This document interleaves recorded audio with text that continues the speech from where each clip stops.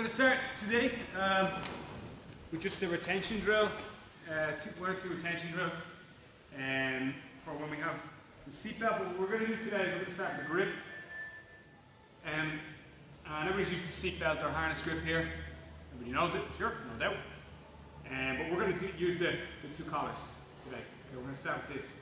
So this is like almost 100% of the time a better attacking grip than having your hands together in the gi, because as soon as you put your hand on this collar, the guy's under threat. Even if you've just like got like world's worst cranky choke, the guy has to respect this grip.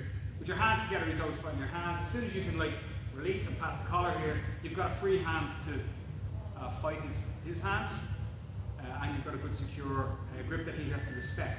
Okay, so we're just going to start with this here today. So first things first, guys, let's go over like a couple of things. I'm going to go hooks initially because I need to score, but we'll talk about control later on and how the hooks aren't always like your best control, two hooks, but this is like your score. Okay. So let's look at hand position. Almost all of the time in no-gi, this hand I want to have on bottom, underneath my other hand. Why? Because I want to choke, usually like this, right? No-gi. But I'm going to reverse the hand on this one. I'm going to actually have the choking hand over top, the choking hand on top. And people wonder why, and the reason being, I need to be able to pass the collar to myself.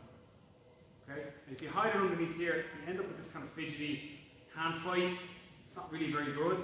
Okay, it's not really successful at getting the most dangerous hand on top. It's really the one you want to be here, right?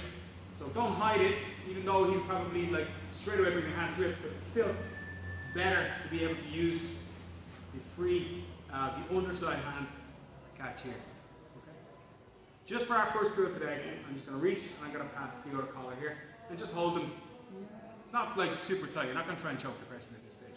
So we're just going to do a quick retention drill. First things first, so Mark is going to like drop down for his basic escape. He's going to step off my leg here, okay, and I'm going to keep my top hook here. I'm going to use tight grip here, chin to his ear, and I'm going to use my bottom foot as a reverse shrimp. I'm going to put my foot out here, move my way underneath, and tip him to the back. So we'll do the same to the other side. I'm going to put my bottom foot out, keep my top hook tight. Sometimes maybe you even want to lace up the calf here, like this. Rather than just having this loose, lace the calf, stamp your foot out, don't try and pull him on top of you, instead move yourself underneath, and that's going to tilt him to the other side. He goes again. Look, I might lace this for a second, toes down.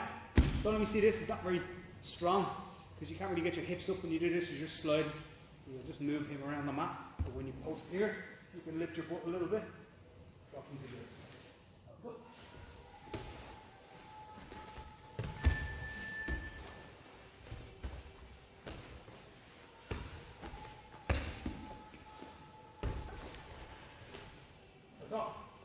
Good to go. That's our first drill. 3, 2, 1. Same kind of retention. This time, you're going to take the grip. You're going to lose both your hooks. From here again, start again with this choking hand on top. Pass. Get used to that. Very tight here. The kids, we call this two-headed monster. It's a two-headed monster here. It's okay. I'm just going to slacken off here just in case he taps in the middle of this. I don't want him to, okay? And I don't want to like put too much pressure on Mark's neck, but there is a bit of pressure with the shoulder on Mark's neck when we do this drill. So now he goes, and we lose not just our bottom hook, but also our top, but we still have seatbelt.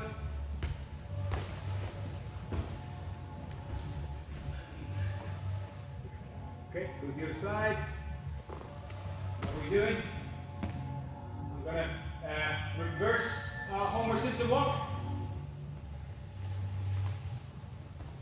My belly, and I want you to look like this, flat first. Now don't drag him back to you, walk towards. This is the pressure in his neck here, so just be a little careful if you're a person on bottom. Okay, give a bit of feedback to your partner. Walk up, like a frog, hit your knees, start again. Okay,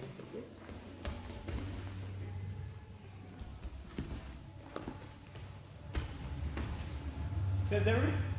Okay, but also just start mixing the two. So mix the reverse shrimp and the reverse walk there. Okay, let's go. 3, 2, 1. Okay, we're trying to do QI. What's the most common submission from the back? Rear naked choke. Ah! I'm from the black belt too. Oh no. Okay, you're brown belt now. Most common submission, statistically speaking, is actually bow and arrow. So if you look at the World Championship, they do. I don't know if they've done them recently, but like they used to be like the figures on like submissions in the World Championships, and I think there was some for the Pan Ams. But even if you look just kind of the evidence of your own eyes, you see people taking the back in tournaments. It's hard to finish from the back a lot of times because when you're in back control, when you're a beginner, you spend a lot of time in back control. Like with the guy in front of you, so you become very, very aware very quickly of what to do. So especially with kimono on, I'll just use this side because spin around this way, maybe face the camera. Especially with the kimono on, so there's like, slippy, no-gi choke, short chokes even. When you got the gi on, you got the friction, trying to get underneath, here. When you try and slide underneath, your hand goes inside. There's an extra, probably half an inch of material there, probably another quarter inch on your sleeve to try and get through. All he's got to do to try and defend that is like reach up, grab my hand, or grab even the sleeve mark, and like reef it down here. So he's got extra purchase as well. So for like this one, that's the common one. That's the QI answer. Like is like I would rear naked choke. Has to be it, but actually it's not. Statistically speaking, it's bow and arrow. Okay, so that's what we're going to do tonight. Well, I'm going to set it up 2 ways today. So what we said was, first, is that I'm not hiding my choking hand, I'm having it on top so that I can open and pass. Okay? And almost before I do the bow and arrow, I always try this choke first personally. Okay? Almost always. I use my foot here, open a little bit, and I like catapult myself up to my elbow. Whether my foot goes back in the hook or goes onto his hip is a matter of choice or personal preference. Okay? From here, I'm getting up to my elbow. I pull now really hard down with the bottom hand, so my top hand in this case, and I'm just going to slide my elbow back to get to submission. Okay? So as I slide my elbow back, I'm not crumbling onto my elbow here. Okay? We're sliding it up like, let's call it parallel to his shoulders. Like almost it's hopping backwards. Okay? As I do that, I'm going to pull this one down and across. So down and across, hop, hop. And I like this choke because of how simple it is and how effective it is. Okay? Very high percentage. Again, making sure that when we take this grip here, that we turn the handle. Fingers should be hidden. When I come around now, I shouldn't see anybody's finger or thumbnails. Okay, or the tops of their fingers. Should be hidden in beneath the handle. And then back, back, back. I'm not using the second hand there intentionally because I want to show you what I'm doing. I'm driving my shoulder in, but I'm not driving it in and falling because that releases the pressure. So I'm driving it in, I'm hopping the elbow back, a good space between my, like underneath my armpit, okay? So we're on the side, we're on a good attacking side here. Pass, okay, sorry, let's put the hand the way we want it, okay? Choking hand on top, pass. Pass to the other hand here. Nice and tight. Now initially, from here, use your, if you can get up to your elbow without using the top leg, that's fine. But most of the time you're going to need a little momentum, so. Finish it. Okay, sliding choke. Good to go. 3, 2, 1. So let's get to let's get to our two sides for the bow and arrow. I almost forgot the name of the choke there for a second. Maybe if I just turn slightly this way. So same again, I pass and got here, okay? So I could show the bow and arrow like this. Everybody would go, nice, okay, cool. But the problem is, how many times do you take the guys back when they're sitting up? This is how we start drills. It's not really what happens live. This is how we start drills, right? So, okay, ready? Everybody take everybody's back and everybody starts like this. Just to give the guy a chance, on front a little bit of a chance. more realistically, you take the guy's back and you're on either shoulder. This way, okay, or this way. This way is like the one people always say, you know, your bottom elbow down, but like this for a rear naked choke or anything like that, that your elbow that's on top is on the mat. And it's probably the way you learn. And like this is correct, but you need to be able to attack from both sides. You can't guarantee that every time you take someone's back, you're going to be on this side. You know, this correct side here, or quote unquote correct side. So you need to attack both. So from here, I pass the collar, and I'm going to take control of here. And for me, I like to set this one up with the sliding choke. So from here, I'll have a go off the sliding choke, but the guy's not going to tap. So I'm going to take this foot, I'm going to wrap it over here. Okay, immediately. Now, because I'm on my elbow, his knee is accessible to me. So a lot of times when people go for this this choke, they pass from here, and they're struggling to get the person's knee. So from here, if he keeps his knee up, like really high, towards me, like you know, yeah, like here. It's a little job of work, but I can take the grip first. It's sometimes people don't like it too much, but that's okay. Okay, so what's happening now? When I want to get the next part of the choke, I need to free my bottom foot. So first thing I'm going to do is make sure it's crossed and the foot's in front of the hip. Now from here, this could feel like, if you have this here, this could feel like wrong because you're pulling him on top of you. But it's the right thing to do to get your leg free.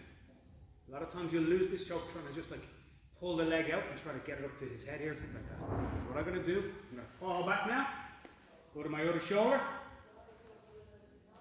Here, we have it. Okay? It's not always necessary to connect your feet, but it's a good idea.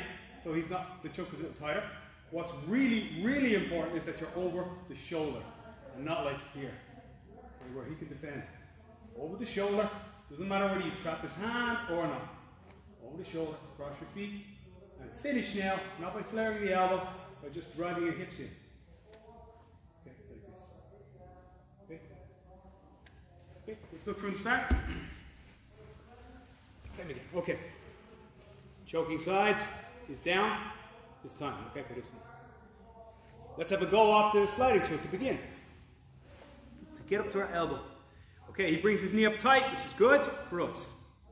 What we're going to do, keep a good tight grip here. Stamp that foot in. My foot's crossed, so we need to switch that position. Now, instead of trying to like dig this leg out, we're going to go back to our shoulder that's closest to his leg. Pull it up on top a little bit. Keep this very, very tight. Cross, cross, hips in. Okay? That's good. Let's call it right side bow and arrow for today, yeah? As in correct side, not RIG. No, it is RIG.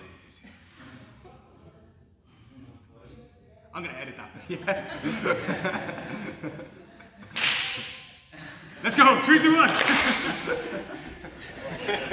Probably, you just end up switching sides. Just end up going side to side with the choke, okay? Especially when you're starting out doing this one. So, what I mean by that is that you go here, correct, stamp your foot over, everything finishes. Thanks, Dan. But when we go and do the last bit, we just end up like turning straight back. To avoid that, there's two problems. One, if your partner's really limp when they're pairing off with you, so if they're like, when they're like, you know, your uki, that they're just like flailing around the place. We have a lot of problems with this when we teach the kids, because the kids just turn into like dead bodies when their partner's trying to do stuff on them and they just flop around. It doesn't work because there's no tension in your opponent's body. That's one thing that won't help you. Usually when your opponent is trying to defend, he's tense and close and tight. And if Mark does that, tense close and tight like here, here, even just when he does that, and I go, you can see that his knees come up, and that makes it easier for me. So just be careful, make sure you're doing that.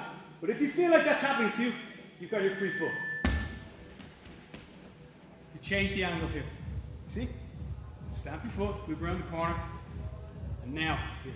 I need you like, you shouldn't be like this. You should always be like here. Very close to his knee to finish. Okay, does that make sense to everybody? So use your free foot to make the angle around the corner. And again, like, make sure you're being like a good partner. Sometimes with this, jumps like this, you need to move underneath, or you need to be like realistic when you're being. Okay, let's try it again a couple more times. 3, 2, 1. Okay, so we're going to go same hand on top. So in this case, my right hand. But as I said before, very often you can't like rely upon your partner being the correct way. And a friend of mine like helped me with this choke. Brings you intentionally to this side almost all the time, and because he wants to trap you under here, and he feels better attacking from this side. As a result, I now feel better attacking from this side. Probably only the last 2-3 years. I almost always bring my opponent this way. Okay? Is that still in the camera shot there, Josh? Is that okay? Yeah? Cool. So from here, same thing. I always bring this way. But usually because the guy is already thinking about escaping. He's thinking about his basic fundamental escapes, you know, escaping off this way. So that's almost good for me in this position because it gives me some movement. We spoke before about everybody being good at defending the back, like to a certain degree, being like tight and understanding that there's a potential here for them to get choked. So if that's the case, then they're going to be just like really difficult to break down. Like trying to, what your man said, they were playing, Denmark playing Ireland, like trying to open a can of beans with your bare hands, right? So some guys are like that. They get really, really tight here, and it's very difficult to try and to open them up. The only way you're going to open them up is to give them like a little sniff of opportunity. So give them hope and then dash it, right? That's what we're going to try to do. So we're going to bring them to this side so that maybe they're potentially thinking about escaping, so they're a little more open, but also because the attack is quite good here as well. Okay, so the first thing is, I'm going to explain, to like almost go for body triangle, but I'm not really thinking about doing like all the way, okay? All you need to do is make sure that your bottom foot crosses the hip line. If you're shorter legged, if it's just up on the belt or around the belly button, as long as it's not getting snagged in this top leg when he gets it tight. So how can I do that? Take my foot off, he's going to bring this knee up tight, right? He's trying to like, defend his body triangle as well. Kick, pass. And if you put the body triangle on, it's cool, it's no problem, but you're not going to keep it there anyway. So even if you just want to stamp your foot, that's fine. The important thing again is that the bottom leg is crossing the belly. Okay? Alright, same thing as we did in the sliding choke. And for the same reason, I want to get to this elbow. Okay? I'm going to get to my bottom elbow. Up. Here. Getting to this elbow. Now, not catching the pants this time. Shooting my hand underneath. Here. Look how close my head is to the knee now, but also look how good the angle is. Top foot is free again. We can adjust with that foot if we want to. Or catch here. Alright, so we'll start here again. Pass the collars. Everything is the same. If he brings his knee up, he might be even happy to feel that that hook is off. Won't be happy to feel the body triangle, but he'll be happy to feel maybe that you're giving him a bit of looseness. And from here now, catapult yourself up to your bottom elbow there.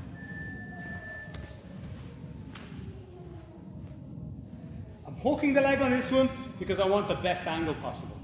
And to drag myself underneath sometimes is hard with just the pants. It's a long way to go. So when I get the opportunity, I'm going to do it like this. Okay, so you're disappearing underneath him, kind of a little bit as per we were doing with the guard retention or with the back retention drills at the start. Okay, so stamp, pass, or here, no problem.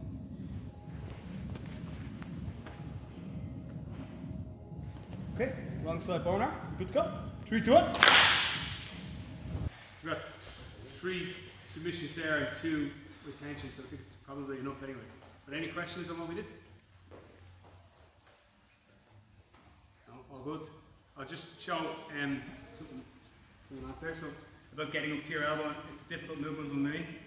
It reminds me of being in a sauna. I once said with Brazilian guy, but like his English was okay, and someone asked but didn't phrase it as a question, so they did like the Australian thing, you know, where they just raise their voice at the end, and then it becomes a question. So they went to, like let's say it was this question, they went like, it's a hard movement underneath, and he just went, yes. And that was the end of the discussion. It was like, okay, right. So it's difficult to get underneath, yes, but just a couple of tips for this, like when you're trying to get up The reason, guys, that I go to my elbow is to lift him. So a lot of people are going here and trying to shoot the hand through, but it doesn't lift him. So he needs to be off the mat and kind of spinning on his tailbone a little bit, like in the way we do some guard passes. So when I get up, it makes him mobile to go. Do you see what I mean? As opposed to, like, so his weight is off the mat. That gives me the chance to go back to my own. So you do have to get to the elbow. If you're struggling here and you get collapsed and you just like have the grip here, remember there's your free foot. So the gold standard demo Jiu Jitsu would be one super cool movement. Practical terms, we're always using that foot and we're always scrapping for it, yeah? So practical terms, it probably looks more like go up, moving here and trying to get into position to cinch the choke. Don't be afraid to adjust. As I said, when you have this collar on, he always has to respect it, so it gives you opportunities when he goes to try and begin to escape, you know? So opportunities. Because once this is on, here, cross collar grip, same as when we spoke about passing the guard. If the cross collar grip is on, you know, he has to think about that could turn into a choke, whether it's just like from here, you know, or whether it's when he moves. So it gives you that attack. So if you're going to take anything away from tonight, pass that collar and keep him under threat with it. And it's going to give you more opportunities then. And it's going to stop him from like going for crazy like run out escapes as well. Because he's going to have to think, you know, if I move here, potentially I'm going to get choked. So he's got to have to strip this grip as well. So improve your retention too. Improve your control, I should say. It'll be alright, yeah? Nice one. Okay, let's get milk guards in, stuff like that for positional development.